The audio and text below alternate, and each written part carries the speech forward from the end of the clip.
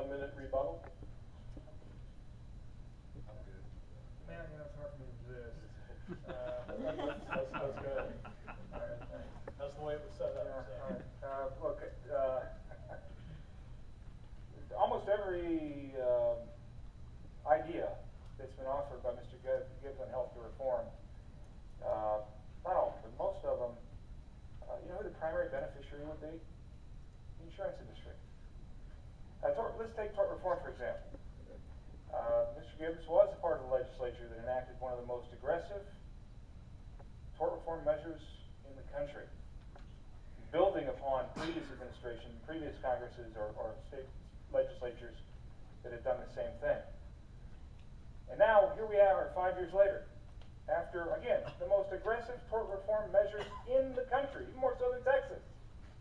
The rate of practice of defensive medicine in Ohio has gone up higher than the average. The problem is the defensive practice of medicine. Tort reform, there's a place for tort reform, but not by limiting someone's access to our traditional system of jurisprudence. We have to give doctors the freedom to practice medicine without looking over their shoulders. You don't do that in a draconian way. It's simply, I mean, it's not me, the statistics show it. It doesn't work.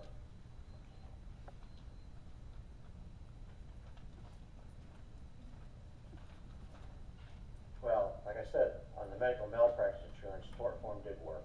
We capped certain levels of non-economic damages, and there needs to be more mediation, and certain things were done there. But we didn't really go far enough. And when I talk to physicians, all I hear is about the defense of medicine and tort reform, the frivolous lawsuit, and the threat of it. And that has to be addressed. But the problem is, trial lawyers don't want to address that because they like the system where they chase people down that have problems, and then they get a big percentage of the award, and that needs adjusted. And some states have done a better job than others, but we need to adjust that. And because doctors are scared to death, and their defense of medicine, they order more tests than are needed. I mean, you ask your physician, and if he's honest with you, he'll tell you that. And it's a big issue. I hear from the medical community, it's a huge issue, and that needs to be part of the package to address the escalating costs.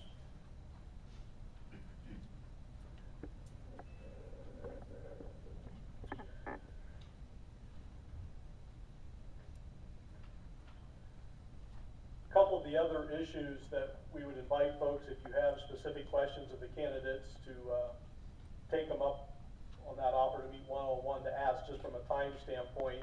I think we certainly do want to get to the number one issue that seemed pretty overwhelming in the response here today, the economy, and we hear that jobs, jobs, jobs. It's kind of the common theme. So as we delve into that, explain what you feel the government's role is in job creation and your plan to address this concern that these folks have on the economy. Mr. Sutton, we'll start with you.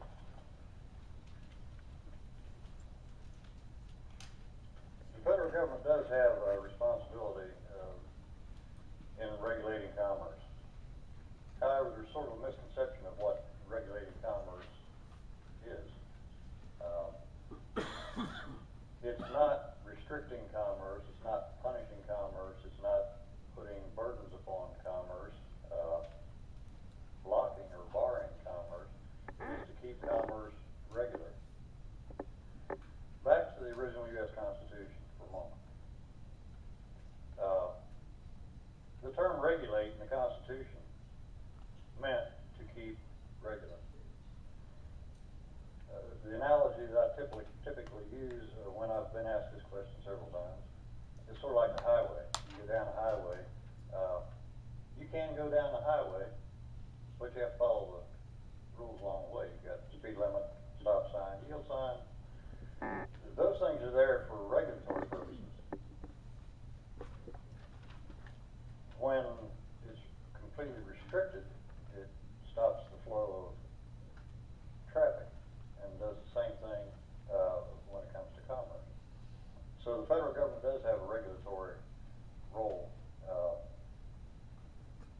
But as far as creating jobs,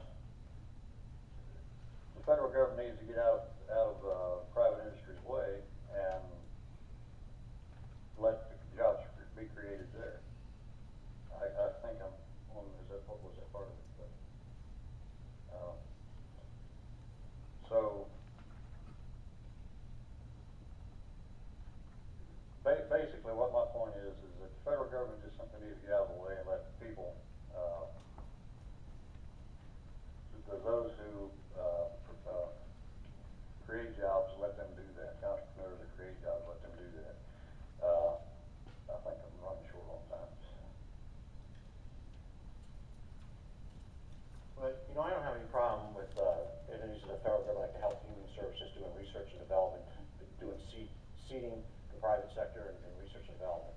But the problem is things are just, the deficit is out of control so bad that we just have to get this under control. And I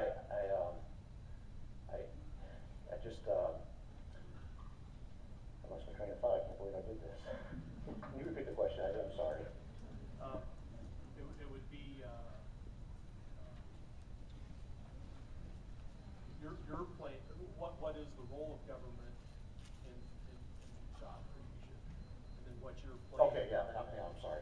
We got the federal government. All the policies they're doing all the wrong things. It creates so much uncertainty, and we got to get the confidence back. And you can't pass legislation like cap and trade and artificially raise energy costs and the healthcare uncertainty and the taxes and all that. And what we need to do, we need to create wealth.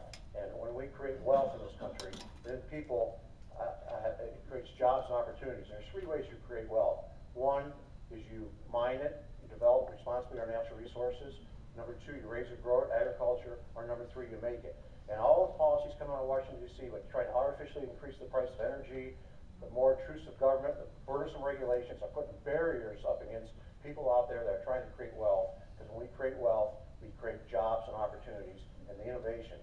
So we just need to move on and not have policies. We got the three things I said earlier. We got to get our fiscal house in order, cut the deficit spending, roll back the massive tax increases, keep more capital for employers, businesses to invest in their businesses and grow jobs. And number three, we need common sense regulations. We just can't have these burdensome regulations that are killing jobs.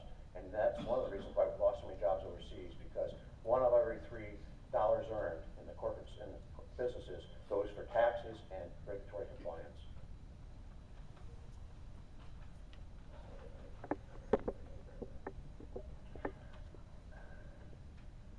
This is an area that my opponent, at least Mr. Gibbs, and I have some stark differences on.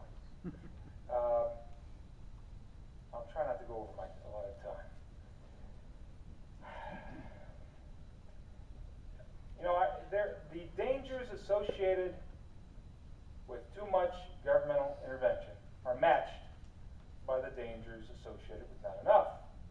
And being able to find that balance is what Congress and the President, your leaders in Washington and Columbus should be doing.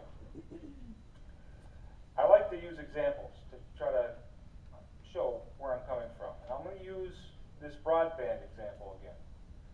This stimulus money, American Recovery Act money, this project, $66.5 million, matched by about $25 million in private capital.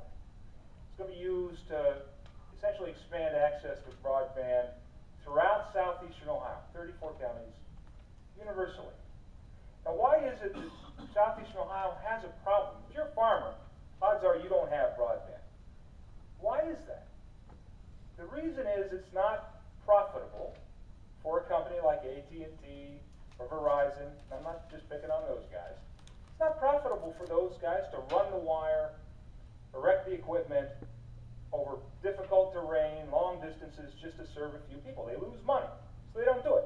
You don't blame them. I wouldn't do it if I was the president of Verizon. What this broadband grant does is it creates this middle mile that all of a sudden makes the business model work for private enterprise. Right? That's a great example of government working with private enterprise to fill a gaping hole that we have. And if you don't think the lack of access to broadband is a problem, you don't know enough about it. It saves lives through better health care. It provides better educational tools for our children. Kids are getting college degrees on the internet now. Imagine in 10 or 15 years, the integration of broadband digital technology into the educational process, where it will be and where we will be if we don't have it. So I'm going to get gonged and pulled off the stage with a hook, but look, there is a role for government, there is a role for business. Finding that medium is the right way to go. And I'm going to challenge Mr. Gibbs again. Tell us one economic difference that you have with the Bush economic policies of the 1990s or the first 8 years of 2000.